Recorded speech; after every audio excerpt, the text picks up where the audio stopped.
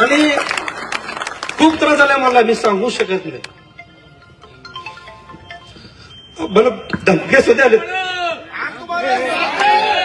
आत्ताच मला फोन होता चंद्रकाका वानकरचा. वानकर काका वशी गेले ते लोक बोलते तिथून मला धमके. पण चंदू काका म्हणलं माझा राजा म्हणला मी पालीस मधलाय, माझा दैवत चंद्रकांत वानकर. त्याच्याबरोबर मला धमवते आले. किती 8 दिवस मला फोन करायला काय बी कर तू माघार घे. पण मी यांना काही घाबरत नाही. पण मला दबाव आणालेत मोठ्या मोठ्या लोकांकडनं की माघार घे. आज सकाळी भारतीय जनता पार्टीचा सर्वे आलाय की भारतीय जनता पार्टीचं पॅनल धोक्यात आहे म्हणून सर्वे आलेला आहे. त्यामुळं आज विनय डिबेसला फोन आलाय,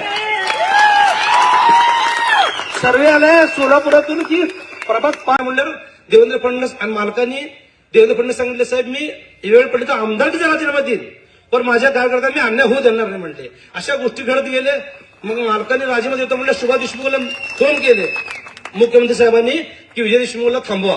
मग सुभाष बाबू देशमुख मालकाच्या घरी आले, त्यांची काय समजूत काढली. पण मालक राजीनाम्यावर ठाम झाले. 7 वाजेपर्यंत अल्टिमेटम दिले, नाही तर मी राज्यपालाला राजीनामा पाठवतो म्हणले. मग पालकमंत्र्यांचं ताबडतोब विमान आलं लगेच पालकमंत्र्याचं.